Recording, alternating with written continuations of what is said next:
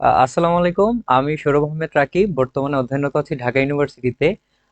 আজকে আমরা সাম্প্রতিক নিয়ে, তোমরা যারা সদ্য এইচএসসি পরীক্ষা শেষ করেছো এবং রেজাল্ট নিয়ে চিন্তায় আছো এবং বিভিন্ন কোচিং সেন্টারে ভর্তি হয়েছো এবং তোমরা জিকে সাম্প্রতিক নিয়ে বিভিন্ন ধরনের চিন্তায় চিন্তায় মগ্ন হচ্ছে এবং বিভিন্ন ধরনের চিন্তা তোমাদের মাথার ভিতর ঘুরপাক করছে। তো আজকে আমরা তোমাদের সামনে এডুকেটর স্কুল থেকে নিয়ে আসছি সাম্প্রতিক সিরিজ, যেটাতে আমাদের বর্তমান যে অগাস্ট মাসে যে সাম্প্রতিক জিনিসগুলো ঘটে গিয়েছে সেটা নিয়ে আমরা আজকের ভিডিওতে 20টা এমসিকিউ। এখন তোমার মনে প্রশ্ন আসতে পারে যে 20টা এমসিকিউতে এক মাসের সাম্প্রতিক কিভাবে কভার হয়, বাট 20টা এমসিকিউ শুধু এখানে আহ প্রাথমিকভাবে দেখানো হচ্ছে, কিন্তু এখানে শুধু 20টা এমসিকিউ নয়। এখানে তুমি এই মাসের যা যা ঘটনা ঘটে গিয়েছে প্রত্যেকটা টপিক নিয়ে আমরা একটা এমসিকিউ বানিয়েছি এবং সেই অনুযায়ী আমরা এটা ডিটেলস সম্পর্কে আলোচনা করার ট্রাই করব। এবং তোমরা যারা এই ভিডিওটা দেখবে, তোমাদের অগাস্ট মাসের সাম্প্রতিকের যে জিনিসগুলো আছে সবগুলো ক্লিয়ার হবে। এবং আমরা এডুকেটম স্কুলের ফেসবুক পেজ থেকে এবং ইউটিউব চ্যানেল থেকে তোমরা যারা দেখবে তাদেরকে অভিনন্দন জানাই এবং আমাদের সাম্প্রতিক ক্লাসে সবাইকে যুক্ত হওয়ার জন্য আহ্বান জানাচ্ছি।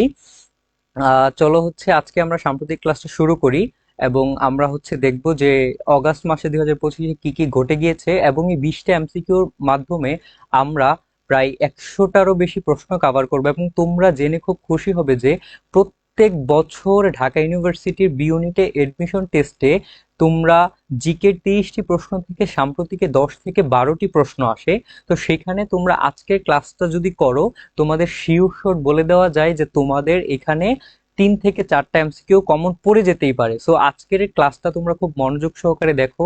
আমাদের যে ফেসবুক পেজ এবং ইউটিউব চ্যানেল আছে সেটাকে সাবস্ক্রাইব করে দাও, এবং তোমাদের যে ফ্রেন্ড আছে সবার সাথে তোমরা এটি শেয়ার করার মাধ্যমে সবাইকে জানিয়ে দাও যে একটি সাম্প্রতিক ক্লাস হচ্ছে। এবং অতি শীঘ্রই আমরা সেপ্টেম্বরের উপর যে ক্লাস হবে সেইগুলো আস্তে আস্তে সিরিজ আকারে আমরা নিব প্রত্যেক মাসেরটা। সো আজকে আমরা যেটা সাজিয়েছি সেটা তোমরা দেখো, সাম্প্রতিক জিকে ক্লাস 1, অগাস্ট 2025। এখন আমরা দেখব এখানে আমরা যে প্রশ্নগুলো সাজিয়েছি সেই আকারে আমরা কিছু আলোচনা করব। প্রথমে আমাদের এখানে যে প্রশ্নটা আছে সেটা 2026 সালের জাতীয় সংসদ নির্বাচন কততম। এই জিনিসটা তোমাদের মনে বিভিন্ন ধরনের চিন্তা, এবং আমরা আমাদের দেশের রাজনৈতিক প্রেক্ষাপটে দেখেছি যে আমাদের দেশে গতবার দ্বাদশ নির্বাচন হয়ে গিয়েছে এবং সেইখানে বিভিন্ন ধরনের সমালোচনা ছিল, বাট ওইটা শেষ হয়ে আমরা একটা অভ্যুত্থানের মাধ্যমে বর্তমানে দেশের এই পর্যায়ে আছি। এবং এই বছর অর্থাৎ নেক্সট বছর 2026 সালে জাতীয় যে সংসদ নির্বাচনটা হবে সেটা হবে ত্রয়োদশ। অর্থাৎ 2026 সালের যে জাতীয় নির্বাচন হবে সেটা ত্রয়োদশ, এবং গতবার যেটা ছিল শেখ হাসিনার আমলে সেটা ছিল দ্বাদশ নির্বাচন। তারপর আমরা যাই নেক্সট স্লাইডে। নেক্সট স্লাইডে আমরা দেখতে পাচ্ছি এখানে আছে জুলাই ঘোষণাপত্র কবে পাঠ করা হয়। অর্থাৎ এখানে অপশনে আছে 1 আগস্ট 2025, 2 আগস্ট 2025, 4 আগস্ট 2025 এবং 8 আগস্ট 2025। সরি, এখানে হয়তো আমাদের একটা মিস্টেক হয়ে গেছে, এখানে অপশনে 5 আগস্ট থাকার কথা ছিল। সো এটার অ্যান্সার হবে 5 আগস্ট। অর্থাৎ আমাদের যেই জুলাই ঘোষণাপত্র, তোমরা সবাই অবগত আছো, আমরা 2024 সালের 5ই আগস্ট একটা অভ্যুত্থানের মাধ্যমে আমরা দেশকে পুনরায় স্বাধীন করেছি। এবং সেইটারই একটা আমরা এখানে লিখে দিচ্ছি, দেখো সেটার একটা রাষ্ট্রীয় এবং সাংবিধানিক, কি বলছি, রাষ্ট্রীয় এবং সাংবিধানিক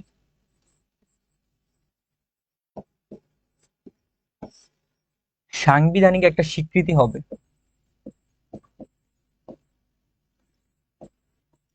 রাষ্ট্রীয় এবং সাংবিধানিক স্বীকৃতি। তারপর তোমরা এখানে এই যে জুলাই ঘোষণাপত্র হয়েছে 5ই আগস্ট 2025, 1 বছর পূর্তিতে, সেখানে তোমরা সবাই দেখবে এইটার যে উপস্থাপক ছিল আমাদের অন্তর্বর্তীকালীন সরকারের প্রধান উপদেষ্টা ডক্টর মোহাম্মদ ইউনূস, যিনি একজন নোবেল বিজয়ী মানুষ। উনি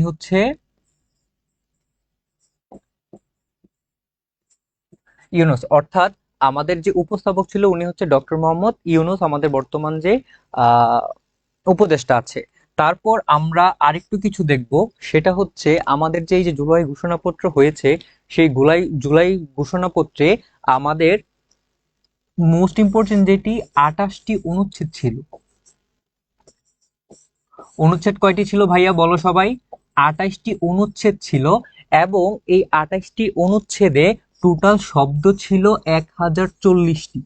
টোটাল কয়টি শব্দ ছিল সবাই একটু কমেন্টে জানিয়ে দাও। সেটা হচ্ছে টোটাল শব্দ ছিল 1040টি। এখন আরেকটা জিনিস আমরা বলে রাখি, এই যে অগাস্ট মাসের প্রথম এবং দ্বিতীয় ধাপের জুলাই ঘোষণাপত্রের পাঠের যেই পর্যালোচনা, সেই পর্যালোচনার পর আমাদের হচ্ছে আর নতুন একটা জিনিস এড হয়েছে, সেটা হচ্ছে 64টি বিষয়ে আমাদের বাংলাদেশের যেই 64টি বিষয়ে বাংলাদেশের যে রাজনৈতিক দলগুলো আছে সেইগুলো ঐক্যমতে এসেছে। 64টি বিষয়ে বাংলাদেশের যে রাজনৈতিক দল আছে তারা হচ্ছে ঐক্যমতে এসেছে। এবং এইখানে খুব ইম্পর্টেন্ট একটা টার্ম যেটা হচ্ছে আমরা এইখানে লিখি, দেখো, সেটা বলে হচ্ছে নোট অফ ডিসেন্ট। তুমি প্রত্যেক বছর ঢাকা ইউনিভার্সিটিতে দেখবা কিছু রাজনৈতিক কূট আসে, এবং এই রাজনৈতিক কূটগুলো থেকে বিভিন্ন ধরনের প্রশ্ন করে। সো আজকে আমরা দেখব, কে জানতে পারে যে তোমার এই প্রশ্নটা চলে আসতে পারে তোমার এই 25 সালের এডমিশন টেস্টে, যেটা জানুয়ারির দিকে হওয়ার পসিবিলিটি বেশি। তো সেটা হচ্ছে আমাদের এখানে দেখো নোট অফ ডিসেন্ট। এখন নোট অফ ডিসেন্ট জিনিসটা কি? নোট অফ ডিসেন্ট জিনিসটা হচ্ছে আমাদের যে 64টা বিষয়ে রাজনৈতিক দলগুলো ঐক্যমতে এসেছে, তারা সবাই কিন্তু সব বিষয়ে ফুল ঐক্যমত ছিল না। অর্থাৎ নোট অফ ডিসেন্ট মানে আমরা বলতে পারি ভিন্ন মত। কি কি বলতে পারি বলো সবাই? নোট অফ ডিসেন্ট মানে হচ্ছে ভিন্ন মত। নোট অফ ডিসেন্ট মানে হচ্ছে ভিন্ন মত। অর্থাৎ এই যে রাজনৈতিক দলগুলো 64টা বিষয়ে ঐক্যমতে এসেছে, তারা নোট অফ ডিসেন্ট মানে হচ্ছে ভিন্ন মত। অর্থাৎ ওরা বলেছে যে আমরা বৃহত্তর স্বার্থে এটার সাথে একমত হচ্ছি, কিন্তু আমাদের যে রাজনৈতিক একটা দল আছে, রাজনৈতিক মতাদর্শ আছে, সেই দিক থেকে বিবেচনা করে আমরা কিছু জিনিসে এড়িয়ে চলবো, বাট তাও আমরা বৃহত্তর স্বার্থে নোট অফ ডিসেন্টের মাধ্যমে একমতে এসেছি। বাট নোট অফ ডিসেন্ট মানে হচ্ছে ভিন্ন মত। সো আমরা দেখলাম এইখানে 64টা বিষয়ে রাজনৈতিক দলগুলো ঐক্যমতে এসেছে কিসের মাধ্যমে? নোট অফ ডিসেন্টের মাধ্যমে ভাইয়া। তো তারপর আমরা লাস্ট একটা জিনিস দেখবো, এই যে 64টা বিষয়, এই 64টা বিষয়ের ভিতর খুব ইম্পর্টেন্ট একটা যে জিনিস, সেটা হচ্ছে তুমি দেখবা যে 10 বছর এর বেশি আহ প্রধানমন্ত্রী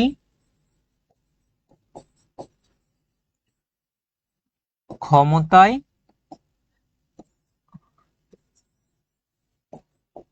থাকতে পারবে না।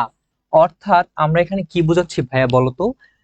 যে এই যে আমাদের 64টা বিষয়ে ঐক্যমত হয়েছে নোট অফ ডিসেন্টের মাধ্যমে, সেইটাতে 10 বছরের বেশি, যেমন আমরা আমেরিকায় দেখি যে 2 বছরের বেশি প্রেসিডেন্ট নির্বাচনে আসতে পারে না জয়ী হওয়ার পরও, সেভাবে 10 বছরের বেশি বাংলাদেশে কোনো প্রধানমন্ত্রী নির্বাচনে আসতে পারবে না, নির্বাচন করতে, অর্থাৎ একটানা 10 বছরের বেশি থাকতে পারবে না।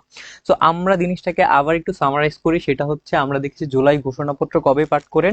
জুলাই ঘোষণাপত্র প্রধান মানে অন্তর্বর্তীকালীন সরকারের প্রধান উপদেষ্টা 5ই আগস্ট জুলাই ঘোষণাপত্র পাঠ করেন, এবং এটার উপস্থাপকও তিনি ছিলেন, এবং রাষ্ট্রীয় এবং সাংবিধানিক স্বীকৃতি এটাকে দিয়েছেন। তারপর আমরা বলেছি যে এই যে জুলাই ঘোষণাপত্র ছিল, সেটাতে 28টি অনুচ্ছেদ ছিল এবং 1040টি শব্দ সেটি কাভার করেছে।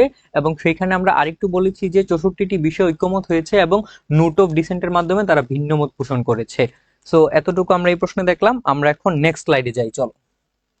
ওকে, আমরা নেক্সট স্লাইডে চলে আসছি। নেক্সট স্লাইডে দেখো কি আছে দেওয়া আছে। 12ই আগস্ট 2025 বাজারে আসা নতুন 100 টাকার নোটে প্রথমবারের মতো কোন ছবি যুক্ত করা হয়? সেটা হচ্ছে তোমাদের অ্যান্সার হবে সুন্দরবন। অর্থাৎ আমাদের যেই 12ই আগস্ট পর্যন্ত 2025 বাজারে আসা নতুন একটি 100 টাকা নোট বের হয়েছে, এবং সেটাতে একটি বাংলাদেশের ঐতিহ্য বা পূর্ণ যে জায়গা, সেটা হচ্ছে সুন্দরবন, সেই সুন্দরবনকে অ্যাড করেছে।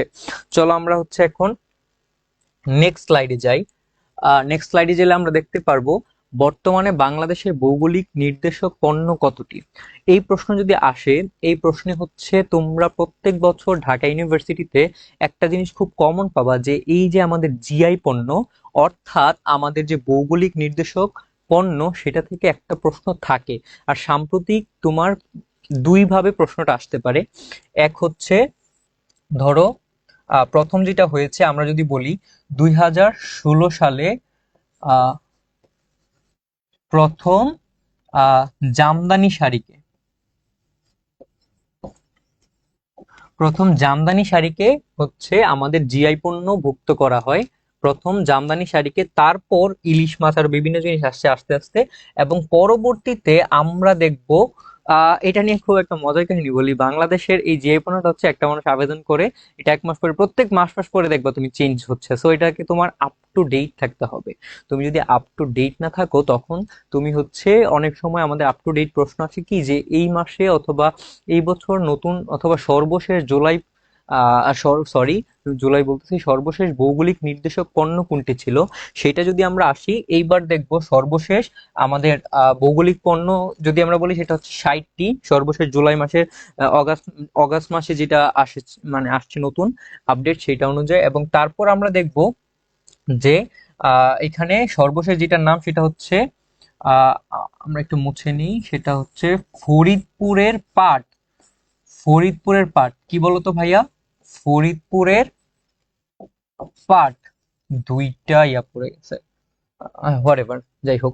ফরিদপুরের পাট দেখো, সর্বশেষ যে 60তম সেটা হচ্ছে ফরিদপুরের পাট, এবং এর আগে যেটা ছিল সেটা হচ্ছে মেহেরপুরের আম। তো তোমরা দুই ভাবে এটা পড়তে হবে। প্রথমেই এখানে প্রশ্ন করেছে বর্তমানে বাংলাদেশের ভৌগোলিক নির্দেশক পণ্য কতটি, সেটা হচ্ছে আমরা দেখেছি 60টি। এবং তারপর আমরা দেখবো যে প্রথমে 2016 সালে প্রথম জামদানি হচ্ছে দিয়ে আমাদের জিআই পণ্য শুরু হয়। তার মানে বেশিরভাগ প্রশ্ন আসে যে প্রথম জিআই পণ্য কোনটি ছিল, সেটা হচ্ছে জামদানি। তারপর আরেকভাবে প্রশ্ন আসতে পারে, সেটা হচ্ছে যে সর্বশেষ জিআই পণ্য কোনটি, সেটা যদি আমরা বলি, সেটা হচ্ছে ফরিদপুরের পাট, যেটা হচ্ছে বর্তমানে 60তম আছে। সো এতটুকু ভাইয়া, তোমরা এটা ভালো করে জেনে রাখবে এবং আপ টু ডেট থাকবা। সো আমরা নেক্সট স্লাইডে যাই। নেক্সট স্লাইডে আমরা দেখতে পাচ্ছি 5 নম্বর প্রশ্ন, সেটাতে লেখা আছে, বর্তমানে বাংলাদেশের উপর আরোপিত যুক্তরাষ্ট্রের শুল্ক হার কত? অর্থাৎ এটা নিয়ে আমাদের বিভিন্ন জিনিস হয়ে গেছে। তোমরা জানো যে ডোনাল্ড ট্রাম্প, যে আমেরিকার প্রেসিডেন্ট, ওকে হচ্ছে ম্যাডম্যান বলা হয়। কি বলা হয় বলতো? ম্যাডম্যান। অর্থাৎ তিনি কখন কি করেন, রাজনীতিক কোন কূটকৌশল চালেন, সেটা মানুষ খুব সহজে বুঝতে পারে না। ওনার যেটা মনে হয় উনি সেটাই করেন। সো তাকে ম্যাডম্যান বলা হয় ডোনাল্ড ট্রাম্পকে। ডোনাল্ড ট্রাম্প কি করেছে, আমাদের যে বাংলাদেশের শুল্ক আগে ছিল 15%, সেটাকে উনি হচ্ছে আরো 20% বাড়িয়েছে। কি করেছে, বাংলাদেশে যে শুল্ক ছিল সেটাকে 15% থেকে আরো 20% বাড়িয়েছে, এবং 20% বাড়িয়ে বর্তমানে বাংলাদেশের উপর শুল্ক আরোপিত করেছে 35%। 35%। সো আমরা এটা দেখলাম যে বাংলাদেশে বর্তমানে যুক্তরাষ্ট্রের আরোপিত শুল্ক হার হচ্ছে 35%। এবং এইখানে আরো তোমাদের কিছু ইম্পর্টেন্ট তথ্য জেনে রাখা প্রয়োজন। সেটা হচ্ছে, আমরা দেখব এখন যে আমাদের শুল্ক হার আরোপ করেছে, এটা তো বাংলাদেশের উপর। তবে আমরা ইতিমধ্যে বলেছি ডোনাল্ড ট্রাম্প হচ্ছে ম্যাডম্যান, অর্থাৎ উনি ওয়ার্ল্ডের প্রত্যেকটা কান্ট্রির উপর বিভিন্ন ধরনের এমন শুল্ক হারের চাপ প্রয়োগ করে সে বিভিন্ন ধরনের দেশকে চাপে রাখছে, এবং চাপে রাখার মাধ্যমে সে হচ্ছে বিভিন্ন বড় বড় ব্যবসায়িক চুক্তি করছে, কূটকৌশল যুক্ত চুক্তি করছে। সেটাই আমরা দেখব। তোমরা সবাই অবগত, অর্থাৎ ইউরোপীয় ইউনিয়ন, এই যে ইউরোপীয় ইউনিয়নের উপর ডোনাল্ড ট্রাম্প 15% শুল্ক আরোপ করেছে। যদিও আরো বেশি আরোপ করার কথা ছিল, কিন্তু 15% চুক্তির মাধ্যমে আরোপ করেছে। কি চুক্তি করেছে, সেটা হচ্ছে আহ বড় ব্যবসায়িক ব্যবসায়িক ও ও সামরিক চুক্তি। বড় ব্যবসায়িক এবং বিভিন্ন ধরনের সামরিক চুক্তি করেছে, শান্তি চুক্তি, এবং এই সামরিক চুক্তিগুলোর মাধ্যমে সে ইউরোপের 15% শুল্ক আরোপ করেছে। তবে তোমাদের কিন্তু ঢাকা ইউনিভার্সিটিতে সবসময় রিসেন্ট থেকে, অর্থাৎ এইভাবে প্রশ্ন আসতে পারে যে রিসেন্ট যে কাহিনীটা হচ্ছে সেটার ইতিহাস থেকে অথবা সেইটা সম্পর্কে এটা ডিটেলস থেকে প্রশ্ন আসতে পারে। সেই জন্য তোমাদের গেথার্থে জানিয়ে রাখি, আমাদের যে ইইউ অর্থাৎ ইউরোপীয় ইউনিয়ন খ্যাত, সেটাতে টোটাল কান্ট্রি আছে 27টি। ইউরোপীয় ইউনিয়নে ভাইয়া কয়টি কান্ট্রি আছে? ইউরোপীয় ইউনিয়নের কান্ট্রি আছে 27টি। এবং এটার যে মুদ্রা, সেই মুদ্রার নাম হচ্ছে ইউরো। ইউরোপীয় ইউনিয়নের মুদ্রার নাম কি ভাইয়া? ইউরো। এখন ইউরোতে আবার যদি আমরা একটু বলি, ইউরো হচ্ছে ব্যবহার করে, অর্থাৎ ইউরোর রাষ্ট্রীয় মুদ্রা হিসেবে ব্যবহার করে 20টি কান্ট্রি। এবং তোমাদের মোস্ট রিসেন্ট আরেকটা জিনিস হবে, সেটা হচ্ছে বলিভিয়া। বলিভিয়া হচ্ছে আবেদন করেছে, এবং বলিভিয়া হচ্ছে 2026 সালের 1ই জানুয়ারি হচ্ছে বলিভিয়া ইউরো মুদ্রাটি ব্যবহার করবে। তার মানে 2026 সালে হয়ে যাবে 21টি। এই জিনিসটা খুবই ইম্পর্টেন্ট, এটা থেকে প্রশ্ন চলে আসতে পারে। প্রত্যেক বছর মুদ্রা থেকে বিভিন্ন প্রশ্ন আসে, আর যেহেতু এটা খুব রিসেন্ট, তার মানে এটা হবে তোমার জানুয়ারি মাসের 1 তারিখ বলিভিয়া ইউরো মুদ্রাতে, মানে ইউরো মুদ্রা হিসেবে নিজে, আরে ইউরো মুদ্রাকে ওরা হচ্ছে রাষ্ট্রীয়ভাবে ব্যবহার করবে। সো তোমার এক্সামটাও সেই টাইমে হবে, তখন তোমার এটা খুব রিলেভেন্ট একটা প্রশ্ন থাকবে, তখন এটা থেকে একটা প্রশ্ন চলে আসতে পারে। আচ্ছা, তারপর আমরা আরেকটা দেশ দেখি, সেটা হচ্ছে জাপান। সবাই জানো যে বাংলাদেশকে জাপান অনেক হেল্প করে বিভিন্ন প্রকল্পতে। তো জাপানের উপর আমাদের যে আমেরিকা, সেটা শুল্ক হার হচ্ছে রেখেছে ভাইয়া 15%। এখন তোমার প্রশ্ন আসতে পারে, 15% রেখেছে, 15% রাখার তো ভাই আপনি বলেছিলেন যে ডোনাল্ড ট্রাম্প হচ্ছে ম্যাডম্যান। তো ডোনাল্ড ট্রাম্প যেই 15% রেখেছে, নিশ্চয়ই তার পিছনে একটা কারণ আছে। এই লোক হচ্ছে পাগল ভাই, অবভিয়াসলি এটার পিছনে একটা কারণ আছে। সেটা হচ্ছে তিনি জাপান থেকে 550 billion, not million, dollar billion dollar, এবং একটি একটি না অনেকগুলো কৌশলগত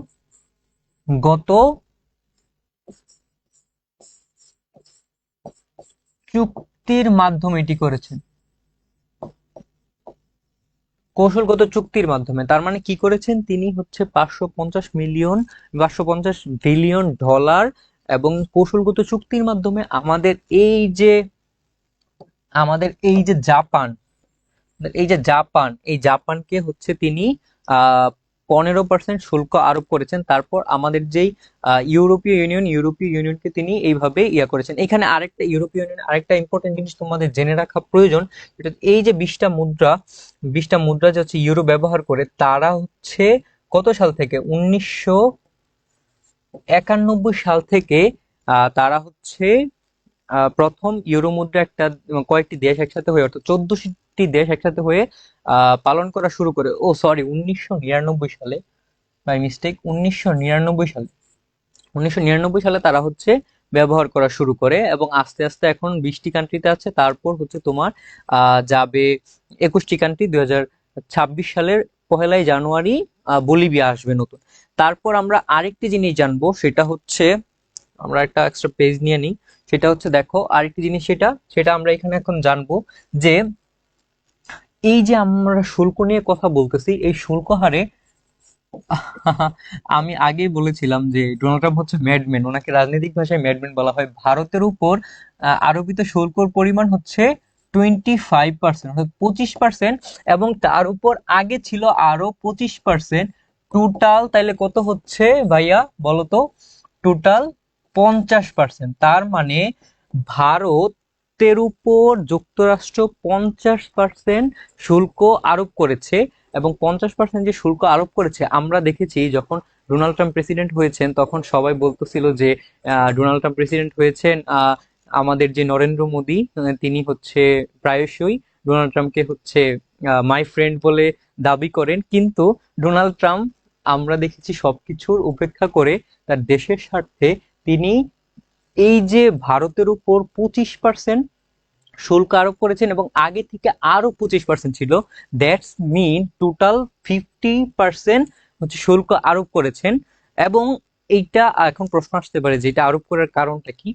এটা আরোপ করার একটা কারণ হচ্ছে ভারত রাশিয়া থেকে খুব কম দামে যেহেতু তেল পায়, তেল ক্রয় করে, এবং খুব রিসেন্ট এই অগাস্ট মাসের একটু আগের দিকে অথবা অগাস্ট মাসের দিকেই বলা যায়, সেটা হচ্ছে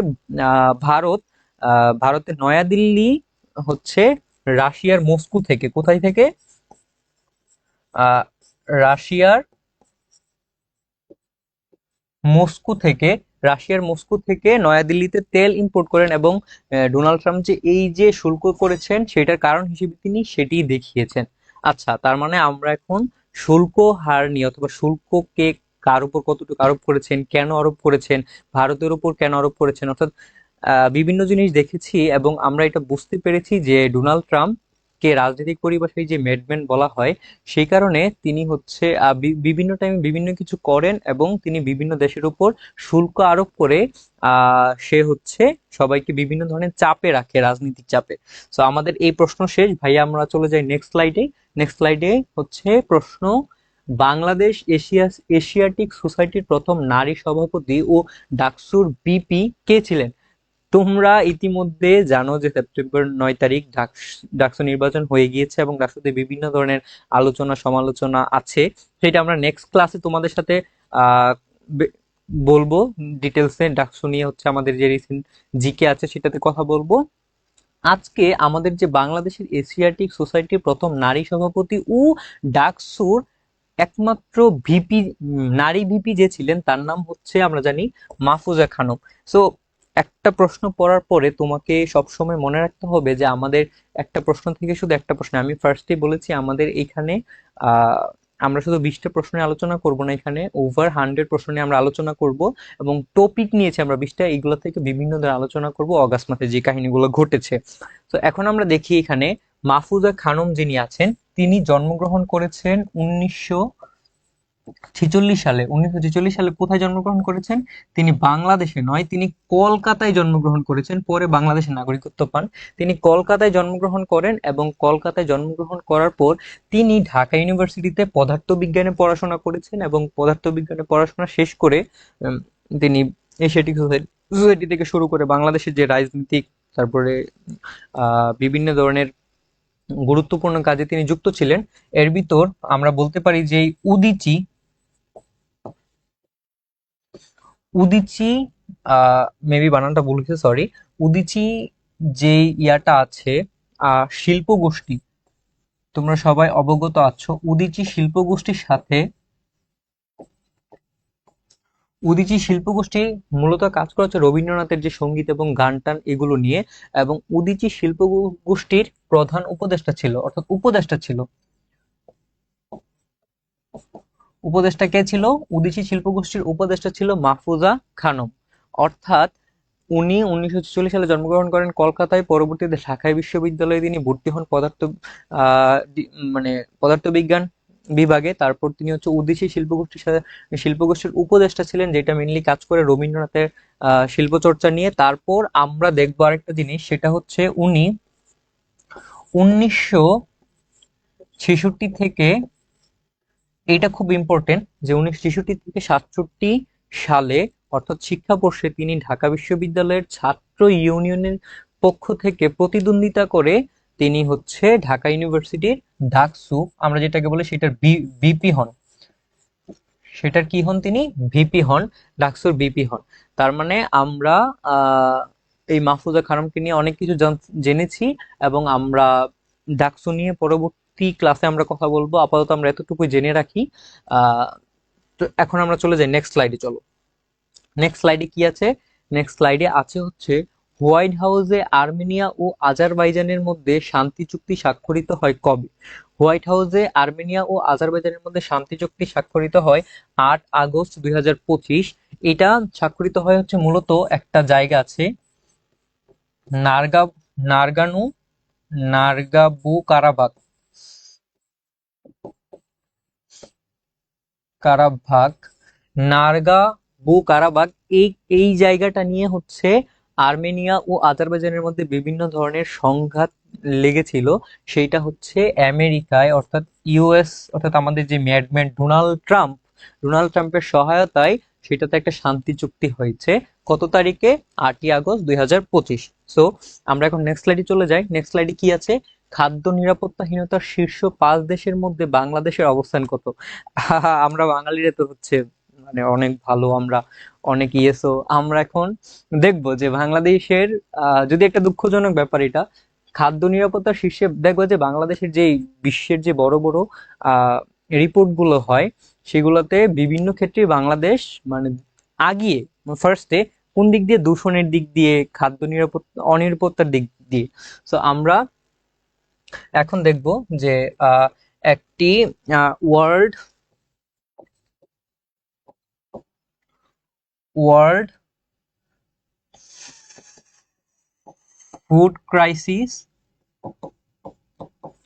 2025, এটা মূলত করেছে হচ্ছে আমরা দেখব WHO, অর্থাৎ 5টি সংস্থা করেছে। WFP, তারপর হচ্ছে ইফাত, WFAD, তারপর আমরা দেখব হচ্ছে ইউনিসেফ, তারপর আমরা দেখব হচ্ছে আরেকটা যে সংস্থা ছিল এটা হচ্ছে FAO, food and agriculture organization of United Nation, FAO. এই 5টা অর্গানাইজেশন মিলে হচ্ছে এই জরিপটা করেছে এবং এই জরিপে বলেছে যে বাংলাদেশের 10% মানুষ, চিন্তা করো, বাংলাদেশের 10% মানুষ অপুষ্টিতে ভোগে। কিসে ভোগে? অপুষ্টিতে ভোগে।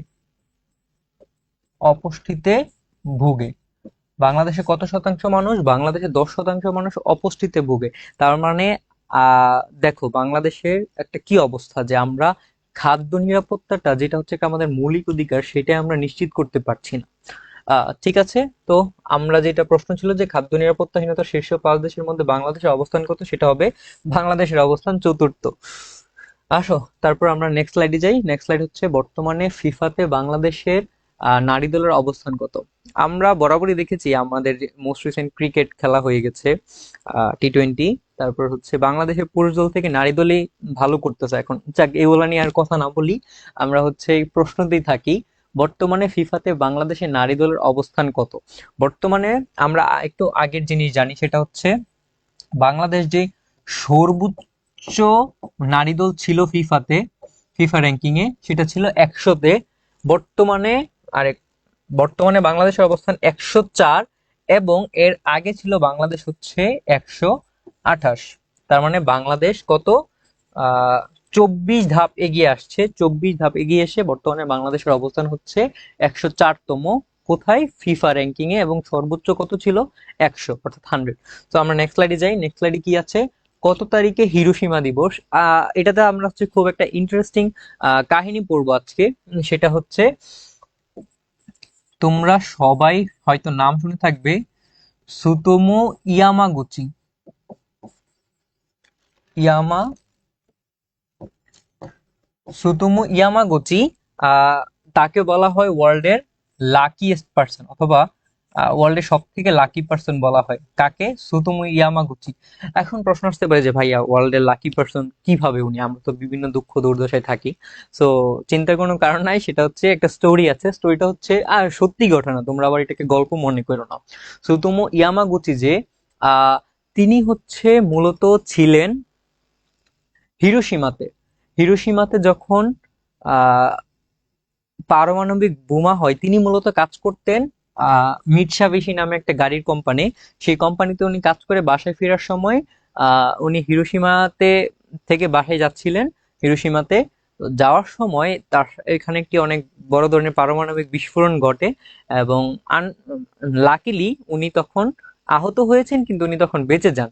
এবং বেঁচে উনি চিন্তা করেন যে উনি এই এত বড় একটা বিধ্বস্ত জিনিস দেখেছে, উনি আর বয়স অনেক হয়ে গেছিল, উনি আর চাকরি টাকরি করবেন না, চাকরি ছেড়ে দিয়ে উনি চলে যাবেন হচ্ছে দীর্ঘ একটা বাস ভ্রমণ করে উনি গিয়েছেন হচ্ছে আহ গেস করতে পারছো কোথায় গিয়েছেন? উনি গিয়েছেন হচ্ছে নাগাসাকিতে।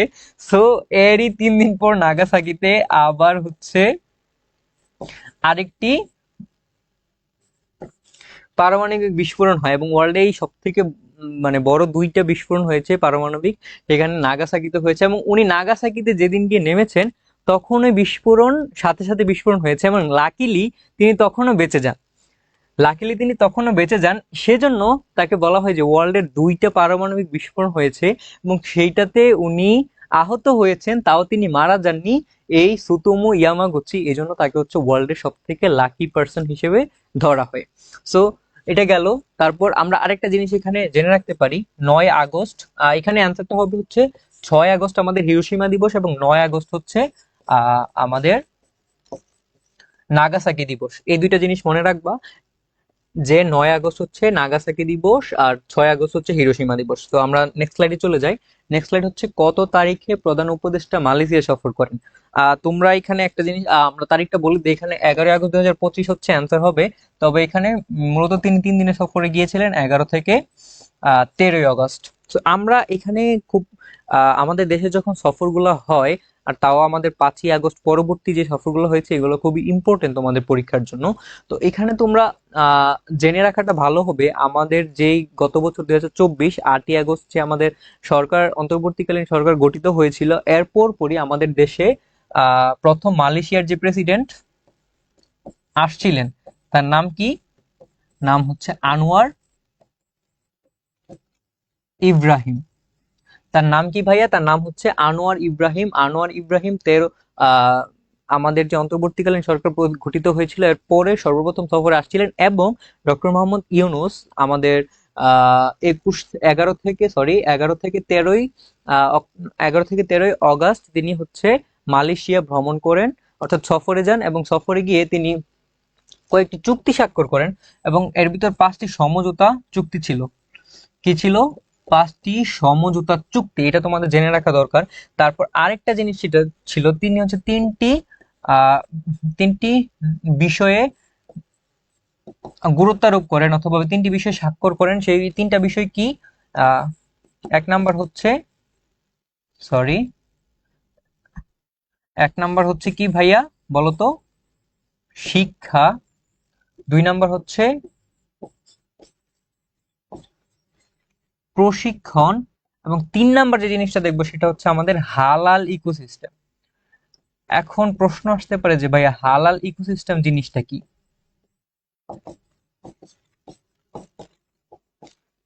হালাল ইকোসিস্টেম 3 নাম্বারে আমাদের যে জিনিসটা সেটা হচ্ছে হালাল ইকোসিস্টেম।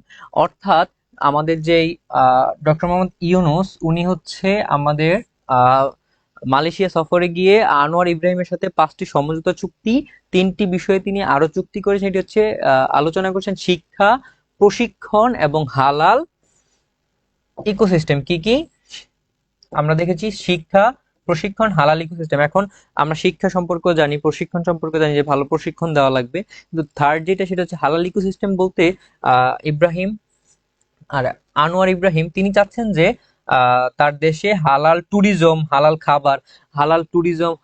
খাবার অর্থাৎ প্রত্যেকটা যে ইকোনমিক সেক্টর গুলো আছে সেগুলোকে তিনি হালালাইজ করতে চাচ্ছেন, আমরা যেটাকে হালালাইজ বলি আর কি, অর্থাৎ হালাল করতে চাচ্ছেন। সো এইটাই আমরা দেখবো আর কি, 3টা জিনিস সম্পর্কে তিনি আলোচনা করেছেন, এগুলো একটু ভালো করে দেখে রাখবা। এটাই। আর হচ্ছে 11 আগস্ট থেকে 13 আগস্ট মালয়েশিয়া সফরে আমাদের প্রধান উপদেষ্টা গিয়েছেন। তারপরে আমরা যে জিনিসটা স্লাইডে যাব, যে প্রশ্ন, সেটা হচ্ছে বাংলাদেশ টেলিভিশন বিটিভি শিশু কিশোরদের প্রতিযোগিতামূলক অনুষ্ঠান নতুন করে শুরু করে।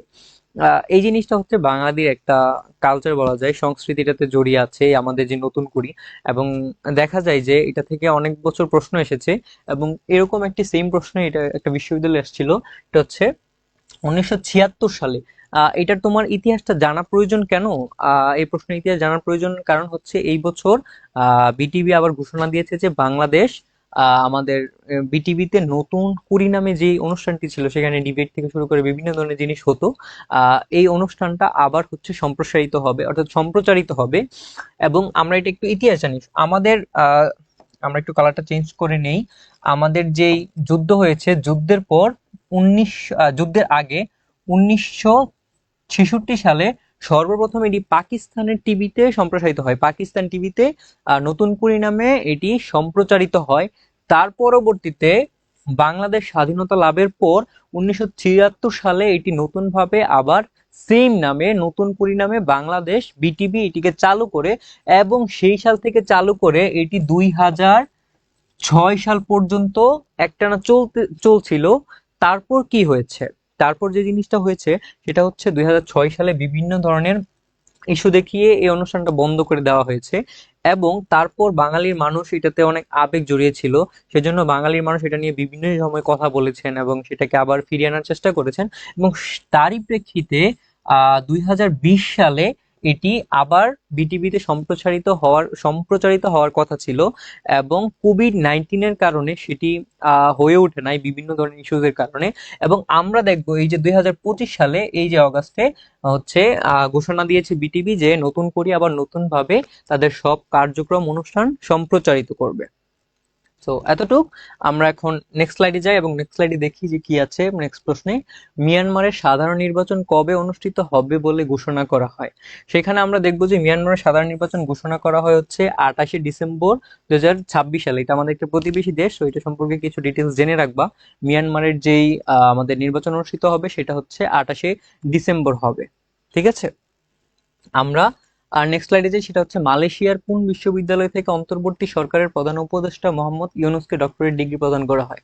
আমরা যখন মালয়েশিয়া ভ্রমণ নিয়ে কথা বলছিলাম, সফর নিয়ে, তখন হচ্ছে আমরা এই জিনিসটা বলি নাই, কারণ হচ্ছে এটা নিয়ে আলাদা একটা প্রশ্ন করেছি।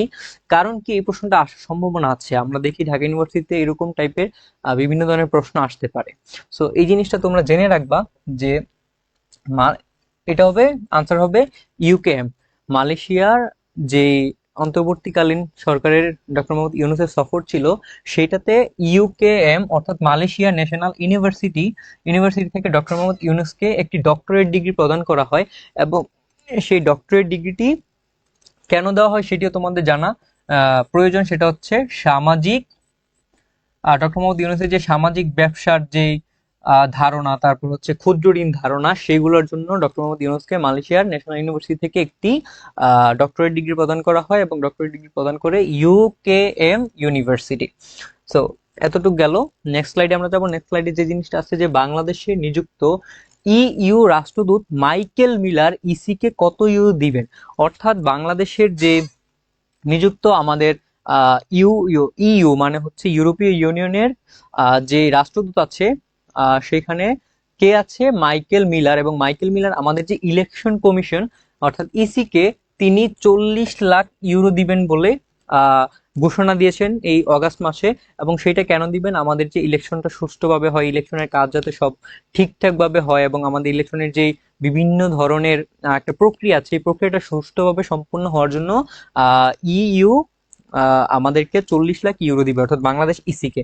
আমরা নেক্সট স্লাইডে যাই। নেক্সট স্লাইডে দেখবো যে পাকিস্তান কত সালে বাংলাদেশকে স্বীকৃতি প্রদান করে?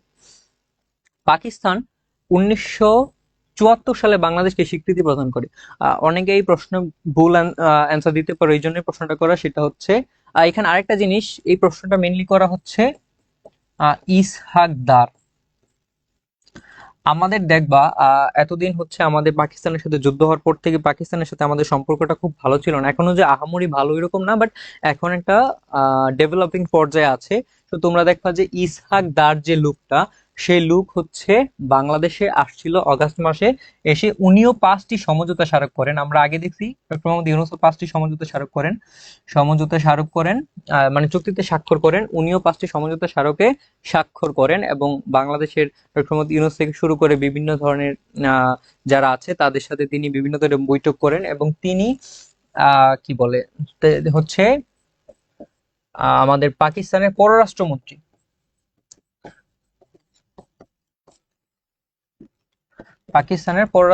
তিনি। এবং অনেক সময় তোমরা দেখবা যে ঢাকা ইউনিভার্সিটিতে রিসেন্ট টপিক ধরে এটার অতীত নিয়ে প্রশ্ন করে, এই জন্যই প্রশ্নটা করা, কারণ এই প্রশ্নে অনেক কনফিউজিং বিষয় আছে। 1971 সাল আছে, সবাই ভাববে যে বাংলাদেশ তখন হচ্ছে পরাধীন হয়েছে, তার মানে 1971 সালে বাংলাদেশকে পাকিস্তান স্বীকৃতি দিয়েছে, কিন্তু না, বাংলাদেশকে স্বীকৃতি দিয়েছে 1974 সালে। আচ্ছা, আমরা যাই। তারপর যে প্রশ্নটা দেখবো সেটা হচ্ছে ইউক্রেন কত সালে স্বাধীনতা দিবস পালন করে?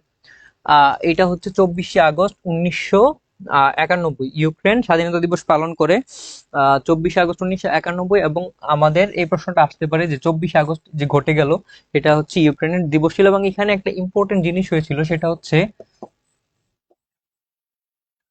রাশিয়ায়, তোমরা সবাইগুলো নোট করবে ভালো করে, নোট না করলে তুমি রিসেন্ট জিকে গুলো পারবে না, আগে থেকে একটু আপডেট থাকতে হবে। রাশিয়ায় ড্রোন হামলা করে, রাশিয়ান ড্রোন হামলা, অর্থাৎ এই যে ইউক্রেন 24শে আগস্ট 2025 তাদের স্বাধীনতা দিবস পালন করে, এবং সেই দিবসে রাশিয়ার উপর ড্রোন হামলা করে, এবং এই ড্রোন হামলাতে রাশিয়ার একটি বিদ্যুৎ কেন্দ্র আহ, বিভিন্ন ধরনের ক্ষতিগ্রস্তের শিকার হয়।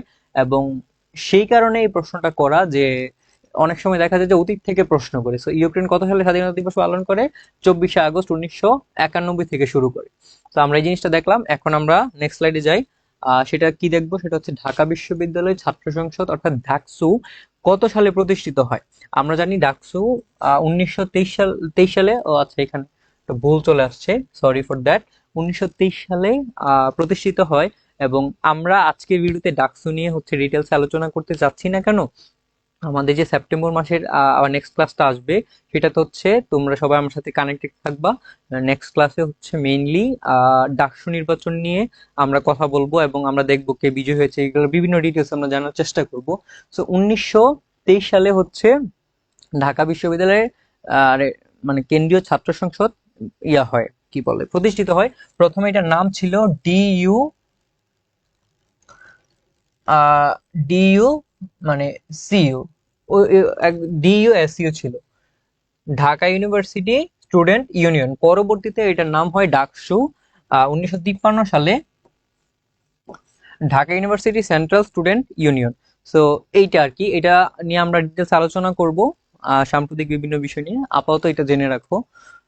তারপর আমরা আসি ফোর্বস ম্যাগাজিনের শীর্ষ 100 তালিকায় বাংলাদেশের কয়টি স্টার্টআপ স্থান পেয়েছে। আহ আমরা একটা জিনিস খুব ভালোভাবে জেনে রাখা উচিত যে বাংলাদেশে বর্তমানে বিভিন্ন ধরনের স্টার্টআপ চালু করছে, বিজনেসের অবস্থা ভালো হচ্ছে, আমাদের ইকোসিস্টেম অর্থাৎ ইকোনমিক্স, মানে ইকোনমিক্স আমাদের যেটা অর্থনীতি দেশের, সেটা গ্রো আপ করতেছে। এবং আমরা যেটা দেখবো সেটা হচ্ছে অ্যান্সারটা হচ্ছে দুইটি, এবং দুইটি কারা কারা। প্রথমেই তোমরা খুব পরিচিত, রাস্তা দিয়ে চলার সময় পাঠাও ব্যবহার করো। তারপর হচ্ছে আরেকটা যেটা, সেটা হচ্ছে সম্ভব, সম্ভব, সম্ভব এবং হচ্ছে পাঠাও। সম্ভব গঠিত হয় হচ্ছে 2015 সালে। এবং আরেকটা জিনিস, এই যে ফোর্বস ম্যাগাজিনটা মূলত হচ্ছে আমেরিকার একটা ম্যাগাজিন, আমেরিকার ফোর্বস ম্যাগাজিনটা হচ্ছে মূলত আমেরিকার, এবং আমেরিকাতে এটা গঠিত হয় হচ্ছে 2017 সালে। ফোর্বস যে সংস্থাটা আছে, এবং ফোর্বস এই ম্যাগাজিনে কি পাবলিশ করে, বিশ্বের শীর্ষ 100 তালিকায় বাংলাদেশের মানে কয়টি স্টার্টআপ স্থান পেয়েছে। বাংলাদেশে দুইটি স্টার্টআপ স্থান পেয়েছে, সেটা হচ্ছে পাঠাও এবং হচ্ছে সম্ভব। এখন তোমরা জানো পাঠাও হচ্ছে রাইড শেয়ার করে, এবং রাইড শেয়ার পাশাপাশি পাঠাও হচ্ছে তাদের ফুড থেকে শুরু করে বিভিন্ন ধরনের আহ কি বলে সেক্টর বাড়াচ্ছে। আর আরেকটা যেটা, সেটা হচ্ছে সম্ভব, সম্ভব হচ্ছে মূলত লক্ষ্য এবং দক্ষতার মাধ্যমে, বিডি জবস এর মতো লক্ষ্য এবং দক্ষতার মাধ্যমে তারা কি করে চাকরি অথবা জব দিয়ে থাকে, মেইনলি ওরা জব রিলেটেড কাজগুলো করে। সো তোমরা এটা জেনে রাখবা এতটুক। আর তারপর আমরা যাই হচ্ছে আমাদের আজকের ভিডিওর লাস্ট কোশ্চেন, সাম্প্রতিকের লাস্ট টপিক, সেটা হচ্ছে air quality life index AQLI 2025 অনুযায়ী বিশ্বের সবচেয়ে দূষিত দেশ কোনটি? বলতো কে?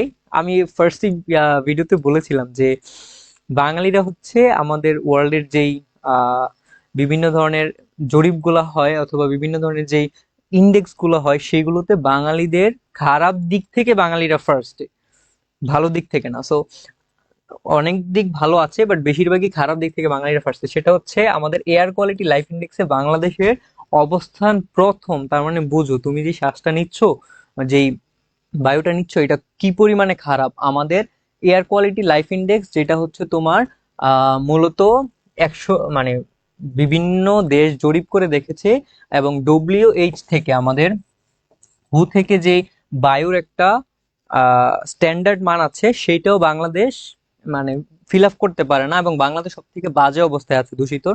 এবং মোস্ট ইন্টারেস্টিংলি বাংলাদেশের বলেছিল যে লালমনিরহাটের বায়ু ভালো, মানে বাংলাদেশে কম্পারেটিভলি লালমনিরহাটের বায়ু সব থেকে ভালো, কিন্তু লালমনিরহাটের যে বায়ু সেইটাও হচ্ছে আমাদের হো অনুযায়ী, মানে ডব্লিউএইচও ওয়ার্ল্ড হেলথ অর্গানাইজেশন অনুযায়ী যেই স্ট্যান্ডার্ডটা দেওয়া সেটা ফিল আপ করতে পারে না। সো আমরা কি পরিমাণে আহ বাজে একটা দূষিত দেশে থাকি সেটা মাঝে মাঝে অনুশোচনা হয়, বাট কিছু করার নেই, আমরা মিলিয়ে দেশ চেঞ্জ করব। সো আসো, thanks for the watching video. So stay connected with us. আমরা হচ্ছে নেক্সটে আমাদের এই এই এই ক্লাসে আমরা হচ্ছে আলোচনা করেছি অগাস্ট মাসের বিভিন্ন সাম্প্রতিক টপিক নিয়ে। আশা করছি সবাই তোমরা এটা নোট ডাউন করেছো। এবং আমাদের এই সিরিজে তোমাদের সাথে আমি আছি সৌরভ, এবং আশা করি তোমরা আমাদের পাশেই থাকবা এবং আমাদের যেই সাম্প্রতিক বিষয় আছে সেগুলো সম্পর্কে ভালোভাবে জ্ঞান রাখার চেষ্টা করবা। এবং আমরা খুব দ্রুতই আমরা হচ্ছে সেপ্টেম্বর মাসের উপর আরেকটি ভিডিও নিয়ে আসবো, সেটা এই নেক্সট উইকে আমরা নিয়ে আসবো। এবং সেটাতে হচ্ছে এইভাবে আমরা বিভিন্ন ধরনের টপিক নিয়ে আলোচনা করব এবং সেটা ডিটেলস সম্পর্কে জানবো। এবং তোমরা যারা এখনো আমাদের ইউটিউব চ্যানেল এডুকেটম স্কুল এবং ফেসবুক পেজ সাবস্ক্রাইব অথবা ফলো করোনি, সবাই ফলো করে এগুলো তোমাদের নিজেদের টাইম লাইনে শেয়ার করে রাখবো, যাতে করে তোমরা যে কোনো টাইমে ক্লাসটি দেখে উপকৃত হতে পারো। ধন্যবাদ আমাদের সাথে এতক্ষণ থাকার জন্য। আসসালামু আলাইকুম।